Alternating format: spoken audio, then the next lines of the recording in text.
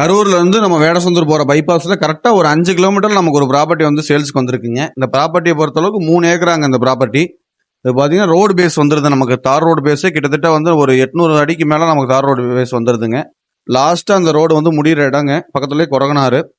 இதில் பார்த்தீங்கன்னா ஃபுல்லாக ஒன் சைடு நமக்கு கம்பி வேலி வந்துடுதுங்க. ஒரு சின்ன வீடு ஒன்று வந்துடுது, ஒரு மாட்டு கொட்டகை ஒன்று வந்துடுது. நிலங்க பார்த்தீங்கன்னா சதுரமான நிலங்க, செம்மண் பூமி, எங்கேயுமே மூலக்குத்தல் இல்லாத நிலம். தென்னை மரங்க கண்ணுங்கன்னு பொறுத்தளவுக்கு ஒரு 40 இருக்குதுங்க மொத்தத்துக்கு. தொட்டி ஒன்று வந்துடுதுங்க இதில்.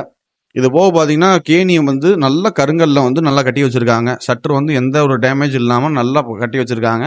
கொஞ்சம் பராமரிப்பு பண்ணால் நமக்கு சூப்பராக இருங்க. இது தண்ணியை பொறுத்தளவுக்கு எந்த ஒரு பிரச்சனையுமே கிடையாதுங்க. பக்கத்துலேயே கொடகனார் போயிட்டு இருக்கனால நமக்கு வாட்டருக்கு எந்த ஒரு பிரச்சனையும் கிடையாது. 2 கேணி 2 சர்வீஸ் வந்துடுதுங்க. ஒரு கேணி பட்டாலாண்ட்லேயும், ஒரு கேணி வந்து நமக்கு ஆற்றுக்குள்ளேயும் வந்துடுதுங்க. இன்றைக்கெலாம் ஆற்றுக்குள்ளே கேணி வெட்டவும் முடியாதுங்க, சர்வீஸ் வாங்கவும் முடியாது.